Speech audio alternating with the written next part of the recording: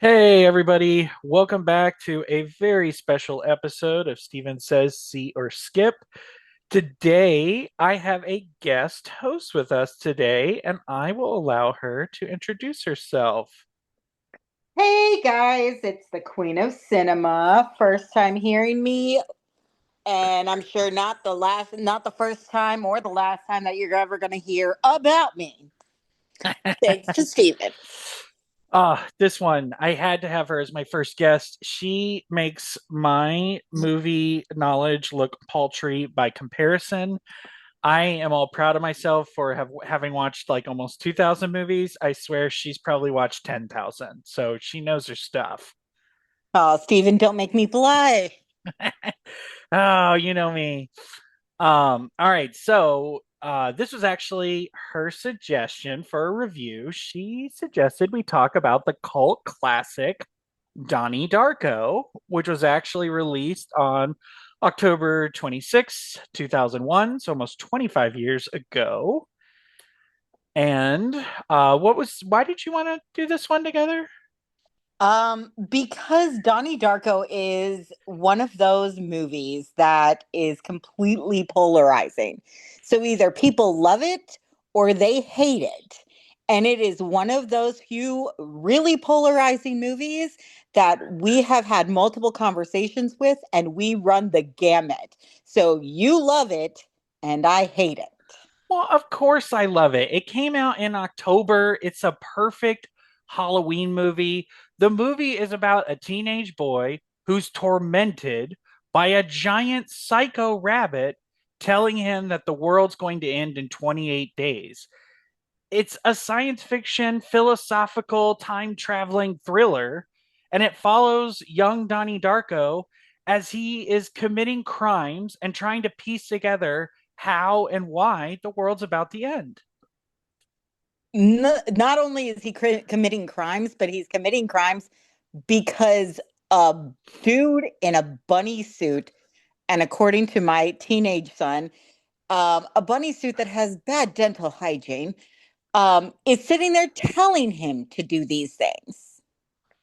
Well, first of all, as someone who is not known for his dentistry of rabbits, I'm not sure that we're going to be bowing to your son's statement on the bunny's teeth. But yeah, so he is getting sucked into something. But I think that's part of the mystery of this movie. The fact that this rabbit can be so persuasive, I think is it speaks to kind of like the power that Frank has, the name of the rabbit. And you know, I've never been personally like coaxed into doing anything before, but Moses got talked into doing stuff by a burning bush. So, I mean, sometimes people get talked into doing crazy things by a crazy entity. It's not unheard of. Especially when they're crazy themselves. Well, our Donnie does seem to be dealing with stuff. I will give you that, but poor boy, he's going through some stuff. Yeah, just a bit. I love this movie. Liz is right, queen of comedy or queen of cinema that she is, but the movie is the lighting is so dark but it's perfect for this movie, and you can see that Donnie is struggling with his mental issues, but the way the lighting keeps everything kind of dim and dark, is it dark because it's dark? Or is it dark because that's how Donnie is seeing the world? Because we're experiencing this through his eyes. And, or is it dark because this world is dimming because it's dying as we approach our 28-day deadline? I don't know that I would go necessarily into the fact that the lighting is getting darker because it is dying. It is more of, I think the lighting itself shows a really good progression from the beginning where it's nice and bright and sunny all the time to the end where it's super dark. Plus you also have those really like fantastic points where his face is like all in shadow, and it's showing his super crazy side. The darker that you see it, the crazier he's becoming to a point. So they did a really good job there. I will give them that. There is some artistic license. I think they could have played around with the shadows and all of that coloring a whole lot more, but for the time period that it was created, it's actually pretty well done. I mean, I would agree that they could have done more with it. And I think some of it was limited by the time they had available. They shot this movie in 28 days. So I have a feeling a lot of scenes kind of once they got it in the can, they moved on to the next scene and they didn't play around with, hey, let's do that again, but let's change the lighting on this one. So if they'd had a little bit more time to get some more footage and to maybe cut things together in a different way, we could have had a totally different film. Now, it was filmed in 28 days. That means that you had the actors and all of that on set, but they could have played with the coloring of the film, which was not done during those 28 days. The coloring happens a little bit afterwards. Well, sure, there's stuff that can be done in post, but honestly, there's only so much you can do with that before it totally like alters the veracity of the filming. Usually, if they want to create a different lighting scenario, they'll try to shoot it with some different lighting techniques, whether they try backlighting something or doing something with, from another angle or at another time of day. Those sorts of things do need to happen during principal shooting. Yeah, and their basic techniques actually were really well done. I A would lot agree. of my things that they could have done better is just within the post, like things that they could have done during post shoot. So, but all in all, I will give them lighting is actually pretty decent. Well, and I also think, if I'm not mistaken, they managed to make this movie on a $6 million budget. So it was kind of done on the cheap. And then and that limits in what you can do in post because you don't have tons of time before you got to turn around and get this thing out to market. Yeah, there was Uh, lots of restrictions within the processing. Oh, it almost didn't get a theatrical release. And they think part of the reason why it didn't do well was it came out in October 2001. Most of the marketing materials was actually about a plane crash. And of course, after the tragedy of 9/11 on September 11, 2001, they had to pull all of that marketing material because they didn't want to associate the film with this horrible national tragedy that we were all coping with at the time. Yeah, makes sense, I mean, right? right? Now, the songs in this movie are Uh, incredible. okay, Do you disagree? okay. No, the lyrical songs that like the more popular songs, I do love. I mean, it's a bad world. Are you freaking kidding me? That's an awesome song. It will be awesome in any way, and it's a perfect depiction of what's going on when it's played in this movie. Fantastic. Well, However, the instrumental pieces, it had a very strong reaction for me, and I was well, not happy with them. they set a mood, right? They have this energy to them that lets you know that there's like something mysterious and even dark or sinister going on. And it just like sucks you into this vortex of what's going to happen and how it's all going to go. Listen, the mooding of it all is perfectly for this film. If you hate the film, though, it's not producing a very great, dark. Let me get sucked into this incredibly dark vortex that's enjoyable to me, and that's the difference. But as far as the mood sounds and everything, it was good. All right. All right. Any thoughts on our sets? What did you feel like about the sets, the costumes, etc.? Sets we basically had it was all pretty basic kind of stuff. You have what, like a couple of locations. I think there's the school, there's the house, and there's the therapist's office. So three basic sets, all pretty basic in nature because you don't have to go into massive detail. And it's not like there was anything incredibly detailed about any of those. Oh, you also had the hotel room. Um, Well, if you're going to say the and hotel room, I think we definitely have to mention the location where they're out on the couch, like in the woods, like hanging out, you know. oh yeah, yeah, you had the outside. Okay, so there was a couple, but nothing like super detailed for me. I wasn't like blown away because of the setting. Didn't feel like the cinematography was gorgeous. You know what I mean? Like I was pulled into it because of the visual aspects. Costumes again were also for me.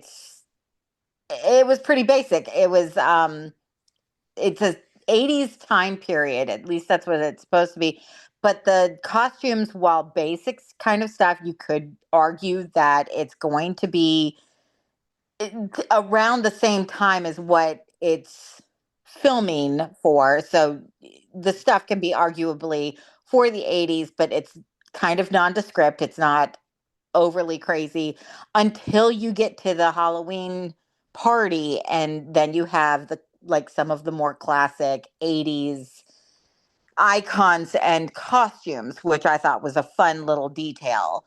But everything else was just in my personal opinion.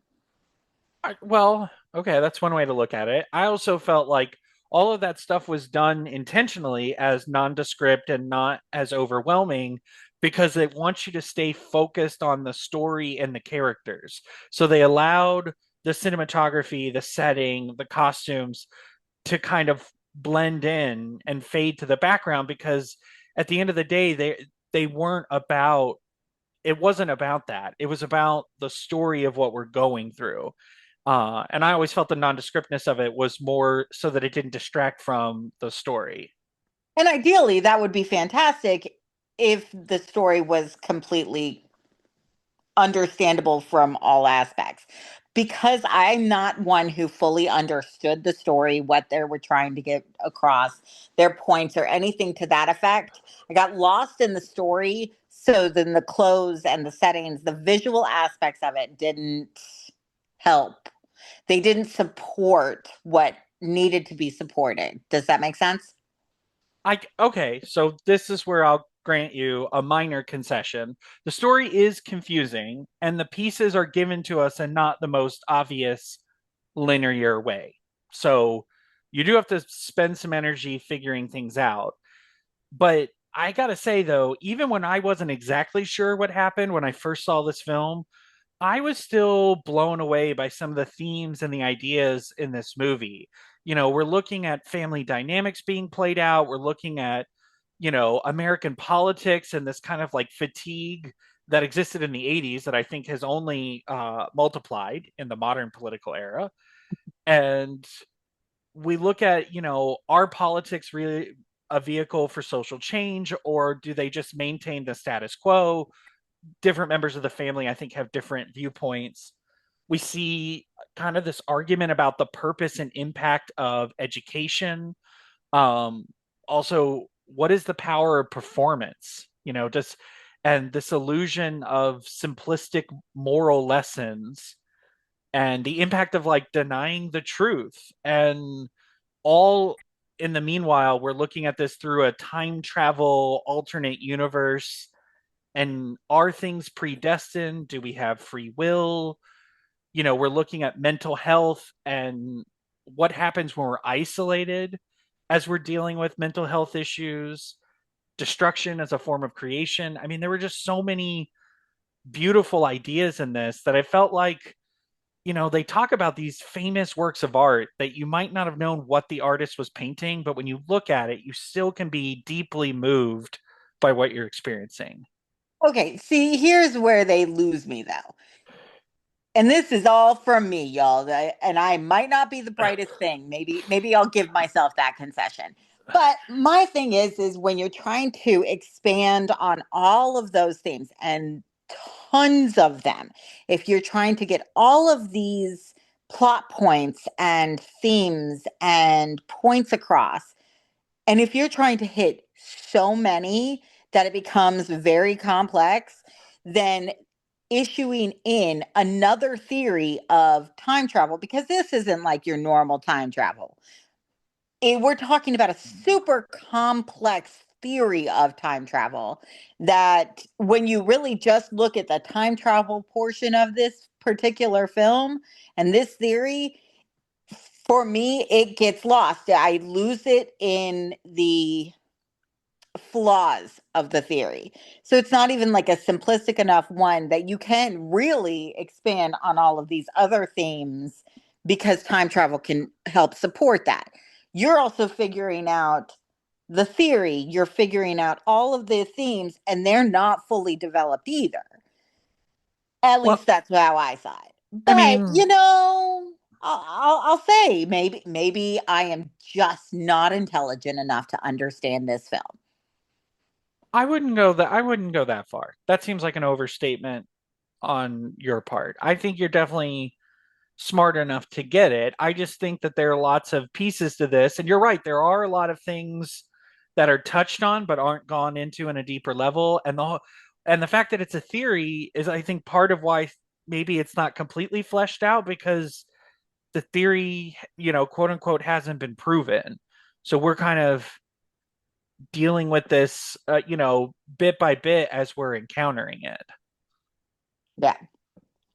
So, I mean, that's where this movie really gets my ire. This is where I am on the hate side instead of the love side. I didn't fully get it. I didn't understand how they can be trying to make this super complex film without choosing one really good hard point to really focus in on. Because if they had made like a really good point that they really fully fleshed out, then maybe the time travel portion wouldn't have bothered me so much. But that's me. I like my stories to actually tell a story. Well, I would argue that a story was told, but what that mean, the impact of the tangent universe on the primary universe is one that we don't get to see, because the movie, it ends. Sorry, spoiler alert for those of you who didn't know that something 25 years ago. I'm not going to not spoil. It ends by kind of going back to the beginning, and the beginning it starts off in the tangent universe, and we don't know how and why the tangent universe got created. But the whole premise of these tangent universes is, if they don't collapse in the correct way, they can actually create a black hole vortex that destroys the primary universe. And so Donnie's responsibility is to make sure the tangent universe folds in on itself correctly, so to protect the integrity of the primary universe. And so at the end of the movie, when he's back in his bed and the jet plane engine falls on him, that is because he managed to close the tangent universe in the right way. And during that process, it's brought him back in time, and he is having this nonsensical reaction because he's realized, he's like, oh my gosh, I'm about to die. Which I don't know if that was inevitable, or if there was a way he could have come back from the tangent universe and then lived out his life. But yeah, so there's a darkness and all that. And I felt like Jake Gyllenhaal did a great job of conveying some of that. Like, you have some issues with the story, but how do you feel like the acting was in this movie? I felt like the only character, and there's a lot of really great actors in here, most of which I would be sitting there and pointing out their records. They're phenomenal. The only character in this entire film that I actually followed and had a connection with, because the acting was actually really well, was Drew Barrymore as the teacher. So she's not like a main character, but she's a bigger supporting character. Um, Jake Gyllenhaal is a hit or miss for me. Either he's fantastic or he's just not. And this is one that falls flat. I didn't get enough facial expressions to help understand any struggle that's going on. There was no connection for me. In fact, I could probably have even put in somebody else and have it probably make a whole lot more sense and have more of the new nuances within it, the acting, so that it would make me connect and I would actually start caring about this film. Okay. All right. I don't know. I feel like there were some very complex emotions and ideas to convey, and I thought the cast did a great job. All of them, whether they're trying to convey kind of the morality that parents are trying to teach their children. Drew, I think, did a great job as the teacher, as did Noah Wiley. Mm. This whole insiders versus outsiders thing that was having to be dealt with. The role that our friends play in our own identity, and this idea of kind of like being the archangel of destruction, which I don't know, I think is intense. I mean, yeah, it's intense to be the archangel of anything. Are you kidding me? I know that when I put on my wings later on and I fly over all of the movies, then, it's a pretty big deal. So, I don't know. I also loved Mary McDonald in this, because whether you recognize her as the First Lady Whitmore or President Rosalind, I just think you have to be a fan of her like quiet poise and determination that is soft but still powerful. yeah, every time I see her, I will always think of Independence Day. And I only liked her in that because it's not that she's bad. It's not that she's bad. She's just quiet. She, There's no loud emotions, there's nothing. And then this one, I think I needed something a little bit more from most everybody, even the people that were incredible. Even Noah Wiley, love him to death, and he didn't have a huge role. But at the same point, I still also, I don't know, I don't know. I think Jake though is definitely my major replaceable one, and that would have changed the entire look of the film for me. yes, I can't imagine anyone else doing it. Oh, I totally can. I could have put Ian Somerhalder on there, and he would have been fantastic, and around the right time age too. He would have been young for it, but maybe he could have pulled it off. Oh no, his take on the facial features, and he would have been able to convey the dark and the light, and it would have been a chef's kiss to it. Plus, he's really hot, so every girl wants that in a film. Oh yeah, as opposed to Jake Gyllenhaal, who's a total dog. Oh, sorry, ladies, that you had to watch him on TV. That's the worst. Oh, but I mean, otherwise, it's all good. Well, did you have like a favorite moment while you were watching it? Was there anything that like stuck out that you're like, oh, it was a good time? Honestly, I don't know. Most of my favorite moments were when Drew's having these discussions in class or telling off the parents.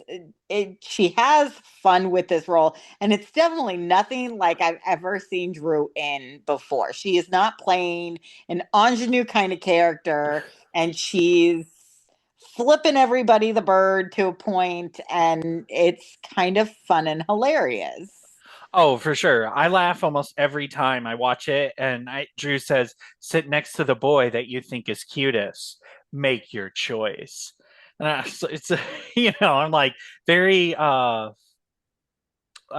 Jones and the Last Crusade. Choose wisely. Like I'm like, all right, jeez, throw that down on poor Jenna Malone. First day in class. Yeah, but unlike Indiana Jones, you're not choosing something that's going to be life or death. Although with Jenna Malone, it might have been. I mean, yeah, I saw what happened to the poor girl. The other thing that always makes me laugh, though, sometimes I doubt your commitment to sparkle motion. Oh, love Beth Grant. She actually has a cameo part in Friends. She plays a homeless lady that's besties with Phoebe Buffay. Oh, I remember that one. Ah, Yeah, that was fun. I didn't realize that it was her. yeah, totally. They did a great job on the show, kind of giving her a different look. But yeah, it's totally her. She's for those of you who are Friends aficionados. She plays Lizzie, and she Phoebe brings her alphabet soup, but takes out the vowels, but she left the Y's in because sometimes why. And I always thought that was had to been some kind of play on Wheel of Fortune, because you have to buy vowels, and if you're homeless, you don't have the money to be buying vowels, but you can take a consonant all day long. Or maybe it was just a quirk of the character. Uh, could have been. Very Uh, easily distinguished on that one. I mean, for sure. The other thing I loved in this is that we see the steady Watership Down references kind of throughout the movie, and then of course the fact that the movie has a rabbit telling a prophecy about the future, and then Donnie Darko has a rabbit telling him a prophecy about the future, and I don't know Definitely this. a play on, definitely a correlation there. I would agree. I love that he talks about Married with Children during his therapy session. I was like, oh, I remember that show. Now, that was when he was hypnotized, correct? It was, but that didn't mean the reference was any less valid. No, but it's how it was being used was definitely quite fun. Oh yeah. My apologies to Christina Applegate. Uh, well, I don't know. Maybe she'd be cool with it, but it seems a little intense. I do believe that they filmed her like that for the kind of reaction anyway. And then I let's see what else. Oh, hey, this is fun. So you remember the cellar door quote that Drew uses? No, which one? She says that cellar door is supposedly the most beautiful phrase in the English language. Okay. It was one of the last scenes that she had with Darko before the big Halloween shindig. Okay. Apparently, it's a paraphrase from something J.R.R. Tolkien wrote in his essay of English and Welsh, saying most English speaking people will admit that cellar door is beautiful, which I thought Huh. was, I'm like, huh. I'm like, you don't see Tolkien references just lying around everywhere. No, but it does make sense for this character to be quoting in Tolkien. Right. For the teacher to be quoting it, I thought Well, a was literature teacher too. on top of that. Right. So it just was, I thought was very well done and very subtle, but I found it intriguing. Yeah. I Uh, didn't catch it, so. yeah. Did you notice the Ronald Reagan mask though at the Halloween party? I feel like you had to have noticed Oh that. yeah. Yeah, of course. I mean, along with the Wonder Woman and the He-Man and Oh yeah.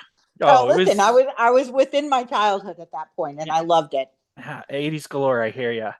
I also loved it when Donnie fanboys out on the Smurfs. This was before the Halloween party. It was earlier in the film, but he's explaining the true origins of Smurfette and how the Smurfs aren't about sex, and Well, that that's just during the couch scene because yeah, the friends were sitting there talking about Smurfette only being created by Papa Smurf so that basically she could service all of the Smurfs. yeah, but not So Don, vanity.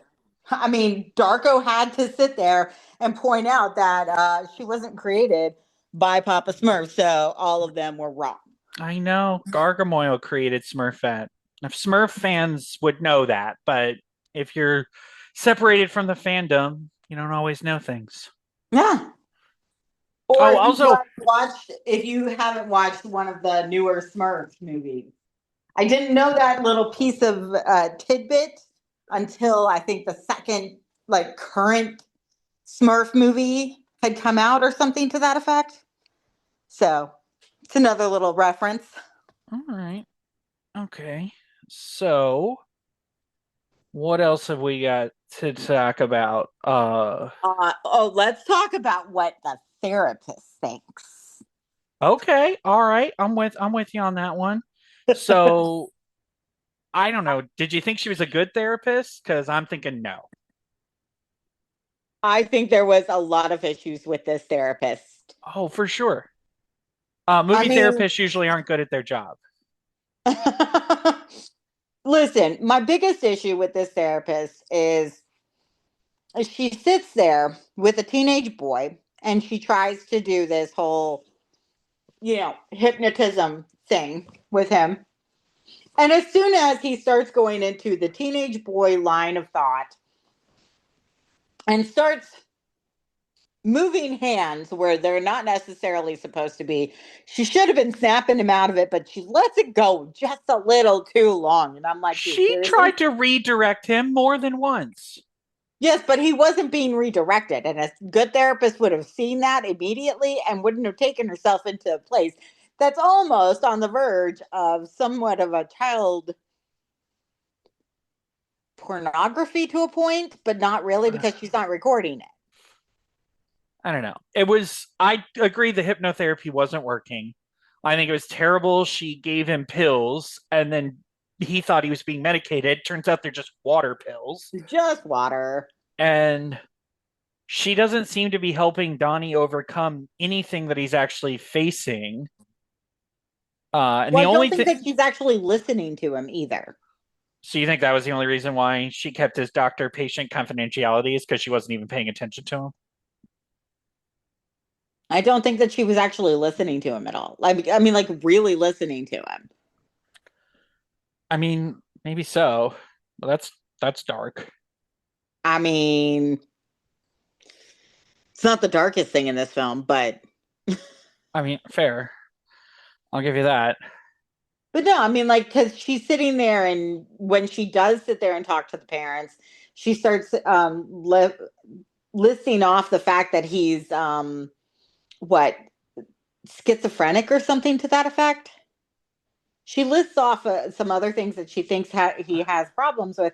But yet, okay, if you really think that, why are you not prescribing him actual medicine? And why are we giving him water pills? Like, they had medicine like that back in the day. No, I know. It's well, and that's the thing. Not only it was filmed in the early 2000s, so even if, you know, um prescription meds weren't super popular in the 80s, they could have made her a cutting edge therapist that really believed in medication and was pushing, these new drugs that would have been potentially new and experimental at the time. Um, though there are people that really believe in the placebo effect, and they're like, maybe I could make him better by just having him take a water pill. Yeah, but he was getting worse. I would agree with that. He did seem to be struggling. And Did you know? if she had really listened to him during those sessions, she would have heard that he was only getting worse. So why are we keeping him on it until the very end? Well, do you think she should have like prescribed him an emotional support animal? How would Donnie have done with a dog? I'm not sure, and I would be afraid to find out. Oh, don't say that.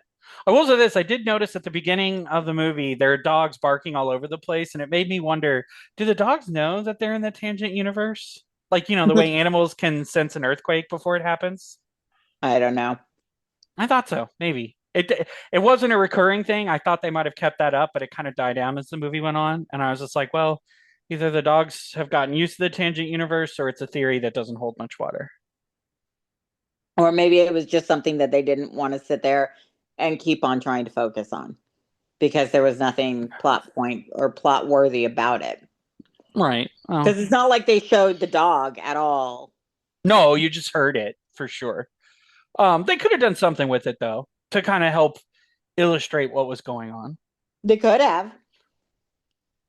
There's a lot of could haves that went into this movie. Yeah. I thought it was overall I liked it. I mean, I know there was teen drinking and smoking and drugs, but they talked about sex more than they had it. And, you know, Well, and it was definitely one of those when there was any intimacy that was involved. It was like, let me show a kiss, and then we're cutting out to where they're walking downstairs. So you just have the assumption that something happened. sure. Sure. How did you were you expecting the movie to be as violent as it was? Honestly, in my crazy Scream fan kind of fandom, I would have almost preferred him to actually have done more seriousness instead Okay. of just the paltry little crimes that he did. I would have preferred a death of some sort, maybe. Well, I don't know. There were deaths though. I mean, he shot Frank in the eye and Okay, he shot. Okay, the death only happened at the very end, and it wasn't like a violent kind of death in any sort of way. However, you like set fire to a building, but yet the person is still alive, and yeah, cool. He gets, he does get in trouble. He does. It does.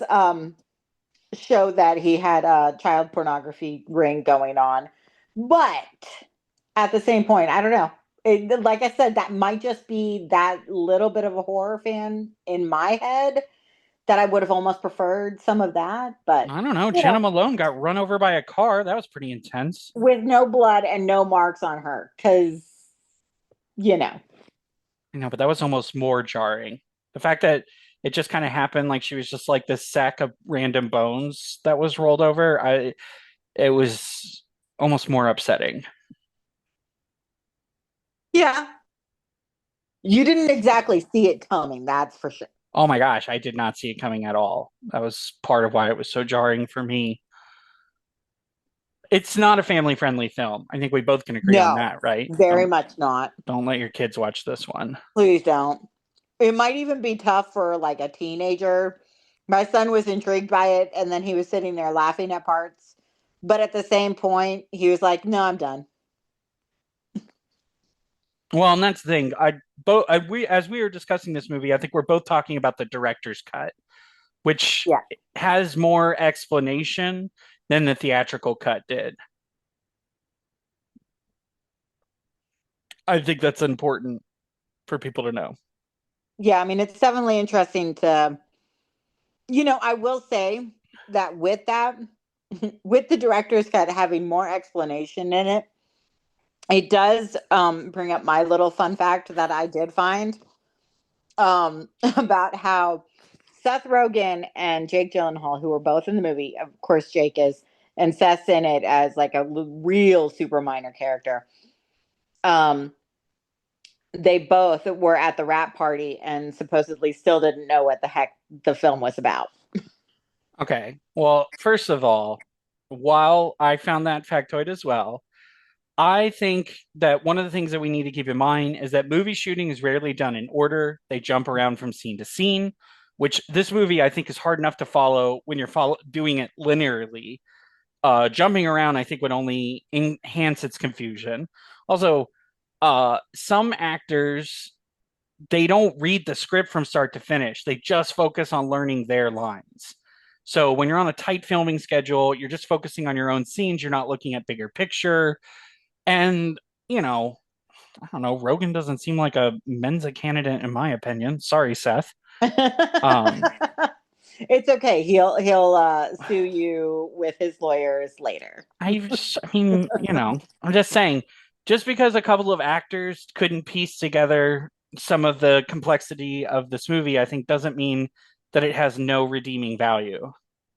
I just thought it was a funny factoid. Fair enough. All right, guys.